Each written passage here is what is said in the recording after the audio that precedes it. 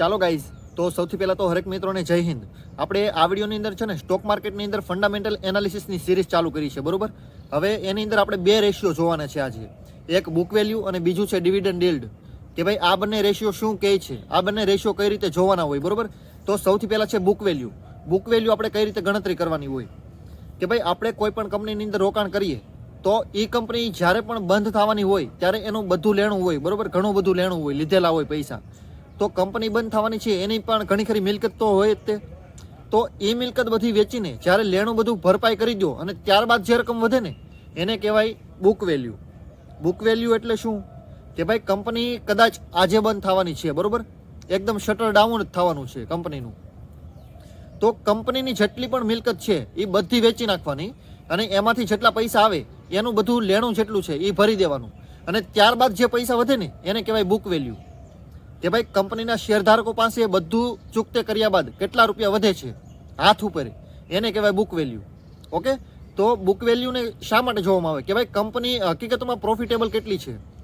ઘણી બધી કંપનીઓ છે ને પ્રોફિટ ઘણો બધો બતાવી દે કે ભાઈ અમારે તો આમ છે, અમારો આ ધંધો ચાલે, અમે ભવિષ્યમાં એટલા બધા આગળ વધવાના છીએ.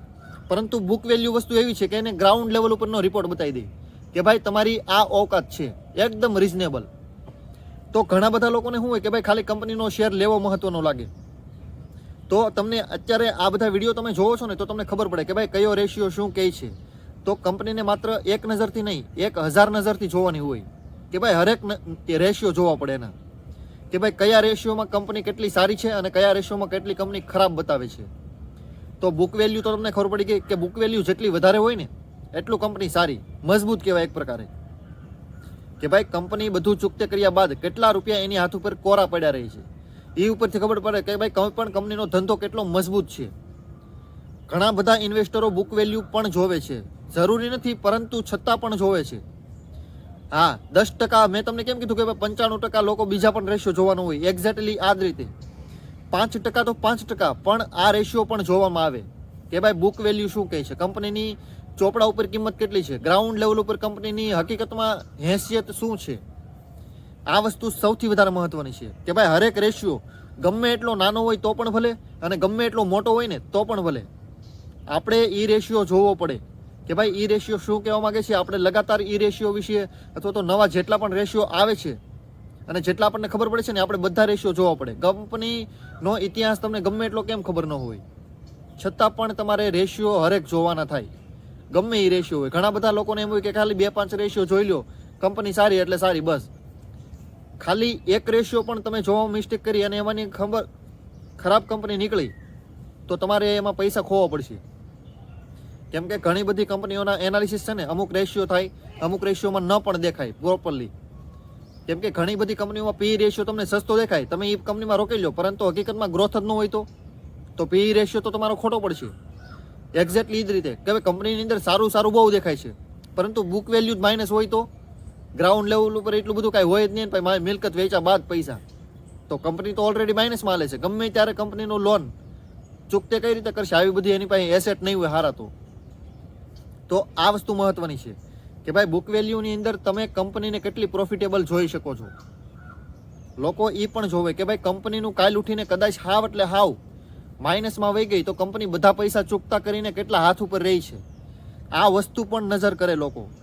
કેમ કે રોકવાવાળા માણસ પાસે લિમિટેડ પૈસા હોય, લાખ રૂપિયા, 2 લાખ રૂપિયા, 10 લાખ રૂપિયા, જે કાંઈ એની પાસે રકમ હોય, બરોબર, એની યથાશક્તિ પ્રમાણે.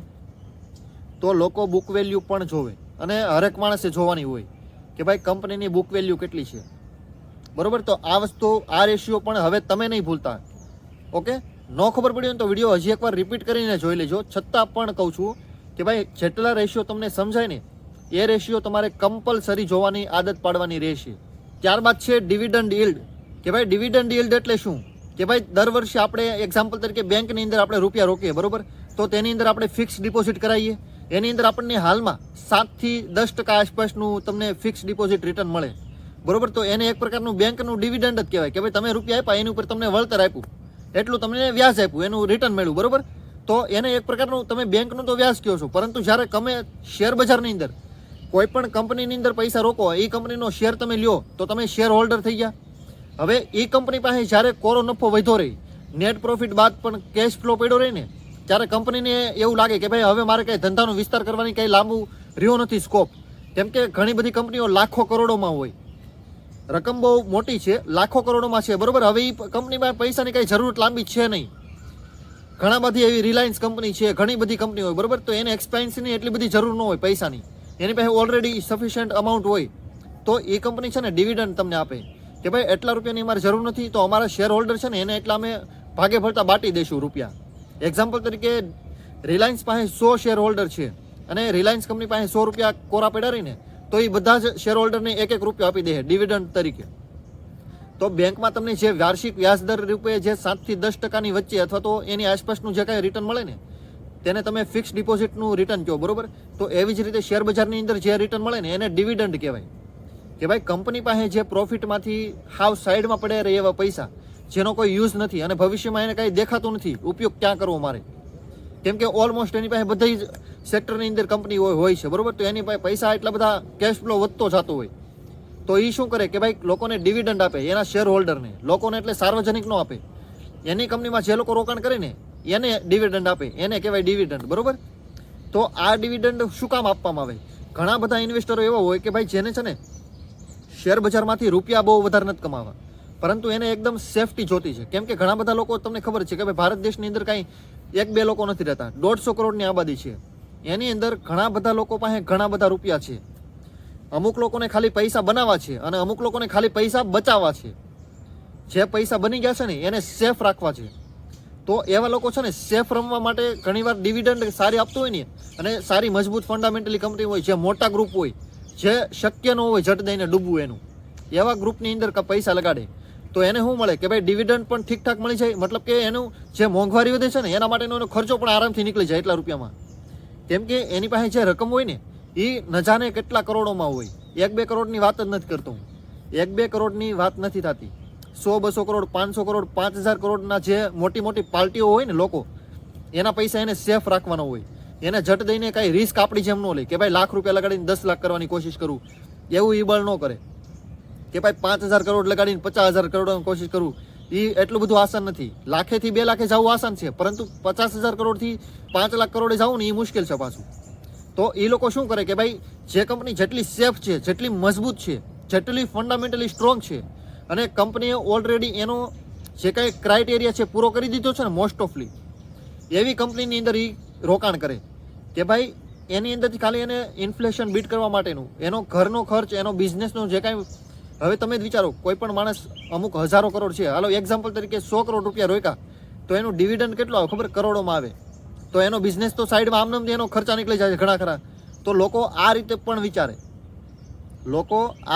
વિચારે કે ભાઈ હું ખાલી 100 કરોડનું એ રીતનું ઇન્વેસ્ટમેન્ટ છે, બરોબર, અલગ અલગ જગ્યાએ કરવાનું, એનું ડિવિડન્ડ પણ કરોડોમાં આવશે. તો એ માણસ આ રીતે પણ ઇન્વેસ્ટમેન્ટ કરે કે ભાઈ મારા પૈસા એક પ્રકારે સેફ પણ રહેશે અને એનું રિટર્ન પણ સારું બનશે. ખાલી બેંકમાં રાખશે તો પૈસા તો ત્યાં પણ સેફ છે, પરંતુ રિટર્ન લાંબુ નહીં મળે. ડિવિડન્ડ ડીલની વસ્તુ એવી છે કે ભાઈ શેરની પ્રાઇસ પણ વધશે અને ડિવિડન્ડ પણ મળશે. પરંતુ જો બેંકમાં એફડી કરાવી તો ત્યાં એટલું બધું રિટર્ન નથી, ત્યાં ખાલી એફડીનું વ્યાજ જ મળશે.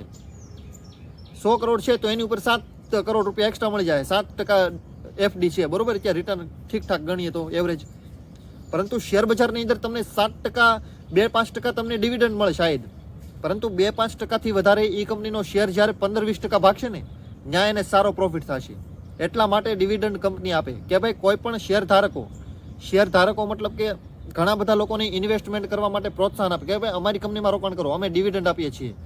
ત્યારબાદ ડિવિડન્ડ આપવાના ફાયદા પણ આ જ છે, બરોબર, કે ભાઈ લોકોનો પૈસો સેફ રહે, કંપનીને કાંઈ લાંબા પૈસાની જરૂર ન હોય તો કંપની પોતાના પૈસા શેર હોલ્ડરને પાછા બાટી દે કે ભાઈ 1-1 રૂપિયો, 2-2 રૂપિયા, 50 રૂપિયા, 500 રૂપિયાનું પણ ડિવિડન્ડ આવે. જેવો કંપનીનો શેર, જેવો કંપનીનો ધંધો, જેટલો રૂપિયો કંપની પાસે બચો અને એ પૈસાની કાંઈ જરૂરત ન લાગી ને તો એ કંપની બાટી દે, બરોબર, પૈસો, તો એને કહેવાય ડિવિડન્ડ. અને ભવિષ્યમાં જરૂર પડે ત્યારે તો એની પાસે પૈસા હોય તો જ તે બાટા હોય, તો એને કાંઈ પૈસાનો ઇસ્યુ છે નહીં. આવી કંપની ડિવિડન્ડ માટે. પરંતુ આની અંદર નુકસાન પણ એટલું જ છે. ઘણી બધી કંપનીઓ પ્રોફિટમાં ન હોય, પૈસા પણ ન હોય, છતાં પણ કંપની લોન લઈને ડિવિડન્ડ આપે. કેમ કે ભાઈ જે રિટેલ ઇન્વેસ્ટર છે ને એ એક પ્રકારે હું તમને કહું તો એકદમ નાના છોકરા જેવું કામ છે એનું. ખાલી ડિવિડન્ડ જોઈને કંપનીમાં રોકાણ કરે. તો આ વસ્તુ સૌથી વધારે ભયાનક છે. પહેલાં કંપનીનું એનાલિસિસ કરો, કંપની શું છે ધંધો, કંપનીનો ટ્રેક રેકોર્ડ શું છે. હું ઘણી બધી શેર માર્કેટની કંપનીઓ જોઉં ને તો 100માંથી માત્ર 10 કંપનીઓ દેવી હોય, 10 થી 5 કંપની દેવી હોય કે ભાઈ હકીકતમાં ડિવિડન્ડ આપવાને લાયક હોય. બાકીની 90 થી 95 કંપની છે ને એકદમ લોન લઈને અથવા તો માથે કરીને અથવા તો પોતાના એસેટ મતલબ કે પોતાની કંપનીની મિલકત હોય ને એ વેચીને ડિવિડન્ડ આપે. કેમ કે ભાઈ લોકો નકરા શેર એનો ખરીદા રાખે. પરંતુ આ વસ્તુ છે ને, આ જે ગેમ એ લાંબી ન ચાલે, 1-2 વર્ષ 2-5 વર્ષની જ હોય. કેમ કે અલ્ટિમેટલી છે ને માણસને ઓકાત ઉપર લાવીને મૂકી દે. માણસની શું લાયકાત છે ને એ જગ્યા ઉપર લાવીને મૂકી દે. કંપની હોય તો પણ ભલે, કોઈ પણ ધંધો હોય, નોકરી હોય તો પણ ભલે. તમારી અંદર આવડત હશે ને ત્યાં તમને લાવીને મૂકી દે. આ દુનિયા એકદમ ટ્રાન્સપરન્સી છે, કાચની જેમ. તમે આવા છો તો આવા દેખાડી દેશે, તમે આવા છો તો તમને આવા દેખાડી દે. એકદમ સિમ્પલ, તમે આ જ છો એની જેમ. તો ઘણા બધા લોકોને છે ને ઘણી બધી કંપનીઓના પ્રોમોટર હોય ભાઈ એ રીતના. મેનેજમેન્ટ મેં તમને પહેલાં જ કીધું, મેનેજમેન્ટ જોવાનું કારણ જ આ છે કે ભાઈ ઘણી વાર કંપનીના લોકો એમ થાય કે ભાઈ આ કંપનીમાં રોકાણ કરી દઉં, ડિવિડન્ડ સારું આપે છે, 5-10% સુધી આપે છે. પરંતુ કંપનીમાં ગ્રોથ જ નથી ભાઈ. ડિવિડન્ડ તને 2-5 વર્ષ આપશે, શાયદ 10 વર્ષ આપશે, પરંતુ શેરનો પ્રાઇસ લગાતાર નીચે પડશે તો તારું ડિવિડન્ડ તો તને ખાલી વ્યાજ મળ્યો તો તારા મૂળગા ઊભા થાય. તો તું તો અહીંયા રિટર્ન કમાવા આવ્યો હતો ને ભાઈ, ડિવિડન્ડ લેવા નહોતો આવ્યો હતો ભાઈ. તારે અહીંયા તારી કેપિટલ ઉપર રિટર્ન મેળવવાનું હતું. ડિવિડન્ડ તારો પર્પસ જ નહોતો, હેતુ જ નહોતો તારે ડિવિડન્ડ લેવાનો. આ વસ્તુ સૌથી વધારે મહત્વની છે કે ભાઈ ડિવિડન્ડ જોઈને ખાલી રોકાણ કરવું હેલું નથી અને કરવું પણ ન જોઈએ. ખાલી ડિવિડન્ડ તો ભાઈ કમ્પલસરી વસ્તુ નથી, સાઈડની વસ્તુ છે કે ભાઈ મળે તો મળે, ન મળે તો કાંઈ વાંધો નહીં. આ મેન્ટાલિટીથી કામ કરવાનું છે. આ વસ્તુ સૌથી વધારે મહત્વની છે. હજી એકવાર કહું છું, ડિવિડન્ડ જોઈને કોઈ પણ કંપનીમાં ક્યારેય રોકાણ કરવું ન જોઈએ. કોઈ પણ ગ્રુપની ગમે એવી મજબૂત કંપની કેમ ન હોય તો પણ નહીં. આપણે શેરની પ્રાઇસ કેટલી વધશે ને એના ઉપર જ આપણે દાવ લગાડવાનું છે કે ભાઈ કંપનીનો ધંધો જેટલો આગળ વધશે એટલો શેર આગળ વધશે, અને જેટલો શેર આગળ વધશે ને એટલો તમારે પ્રોફિટ થશે. આ તમારો બેઝિક નિયમ હોવો જોઈએ શેર માર્કેટમાં ઇન્વેસ્ટ કરવાનો, નહીં કે ડિવિડન્ડ મેળવવાનો. ડિવિડન્ડ મેળવવાનો હેતુ અરબો ખરબો રૂપિયા છે ને એ લોકોનો છે, તમારો નથી. તમે 1,00,000-2 લાખમાં જો ડિવિડન્ડ વાહે દોડતા હોય ને તો તમારે આખી જિંદગી ડિવિડન્ડ ઉપર પૂરી નથી થવાની. તમે રિસ્ક લો અને સમજી વિચારીને ગણતરી કરીને રિસ્ક લો, અને કંપનીના શેરની જે અપસાઇડ આવે ને એમાંથી પૈસા કમાવાની કોશિશ કરો, ડિવિડન્ડમાંથી નહીં. ડિવિડન્ડ તો 5-10-50 રૂપિયામાં તમે કાંઈ નથી કરી લેવાના ભાઈ. તમારી પાસે મુશ્કેલથી 1-2 લાખ, વધુમાં વધુ 1-2 લાખ શેર હશે તો એનાથી તો તમારે માત્ર 1-2 પ્રસંગ જીવનના ઉકલે, નાનું મોટું દવાખાનું નીકળશે. પરંતુ ડિવિડન્ડ વસ્તુ એકદમ સાઈડની છે. માત્ર એટલી વસ્તુ જોઈને રોકાણ કરવાનું નથી. કંપનીનો ધંધો જોઈને, કંપનીનો ગ્રોથ જોઈને, કંપનીનું મેનેજમેન્ટ જોઈને એ કંપની ઉપર દાવ લગાડવાનું છે કે ભાઈ કંપનીનો ધંધો ભવિષ્યમાં 2 થી 3 વર્ષની અંદર કંપનીનો શેર 2-5 ગણો થઈ શકે એમ છે, ડબલ થઈ શકે એમ છે. એવી કંપનીમાં રોકાણ કરવું. ત્યાં તમારા 1 લાખના 2 લાખ થશે. પરંતુ જે કંપની ડિવિડન્ડ આપે છે ને એ તમને એટલું બધું ડિવિડન્ડ નહીં આપે કે ભાઈ 2-5 વર્ષની અંદર તમારા પૈસા ઓલમોસ્ટ છૂટા કરી દે એકદમ. એ મુશ્કેલથી 10-10% આપશે. તો 10-10% ગણો ને દર વર્ષનું, તો પણ 5 વર્ષે તમારું 50% પૂરું થાય. મૂળ રકમ તો હજી 50% તો બાકી રહે. તો શેરની કિંમત જોવો અને કંપનીનો ધંધો જોવો, કંપનીનું મેનેજમેન્ટ જોવો અને કંપનીની લાયકાત જોવો કે ભાઈ કંપની ડિવિડન્ડ આપવાને લાયક છે ત્યારે આપે છે કે ભાઈ ખાલી લોકોને એક પ્રકારના ભ્રમિત કરે છે કે ભાઈ અમારો શેર ખરીદો, અમે ડિવિડન્ડ આપીએ છીએ, અમે એટલું બધું ડિવિડન્ડ આપીએ છીએ. એક્ઝામ્પલ તરીકે વેદાંતા કંપની, વેદાંતા ગ્રુપ છે ને એનું ઘણું બધું ડિવિડન્ડ સારું આવે છે. પરંતુ હકીકતમાં કંપનીનો ધંધો પણ સારો જ ચાલે છે, એવું કંઈ નથી બહુ ખરાબ છે, પરંતુ મીડિયમ છે, રિસ્કી પણ છે. એટલા માટે જ કહું છું કે ભાઈ રિસ્ક જોઈને કંપનીમાં રોકાણ કરો. કંપનીમાં રિસ્ક જોઈને જ રોકાણ કરો, ડિવિડન્ડ જોઈને રોકાણ કરવાનું હોય નહીં. તો બસ આજના વિડીયોમાં બસ આટલું જ. આજે આપણે 2 રેશિયો જોયા, બુક વેલ્યુ અને ડિવિડન્ડ યીલ્ડ. આ બંને રેશિયો મહેરબાની કરીને ન સમજાય ને તો વિડીયો 1 વાર નહીં 3 વાર જોજો. પરંતુ તમારા મગજની અંદર ફિટ થવું ખૂબ જરૂરી છે. ખાલી વિડીયો 10 મિનિટનો 15 મિનિટનો બનાવીને જોઈ લ્યો તમે એકવાર, એનું કોઈ મહત્વ નથી. ઓકે, તો આ વિડીયો લાઇક અને શેર કરજો અને ચેનલને પણ સબસ્ક્રાઈબ કરી લેજો. જેટલા પણ લોકો જેટલી પણ કોમેન્ટ કરશે ને, જેટલું શક્ય છે એટલું હું તમને વિડીયો બનાવીને આપીશ. થોડુંક લેટ પણ થાય પરંતુ એટલીસ્ટ હું તમને વિડીયો બનાવીને આપીશ, બરોબર? તો મહેરબાની કરીને ચેનલને સબસ્ક્રાઈબ પણ કરાવજો અને લોકોને શેર પણ કરજો. Okay, so thank you so much for watching this videos. Good bye.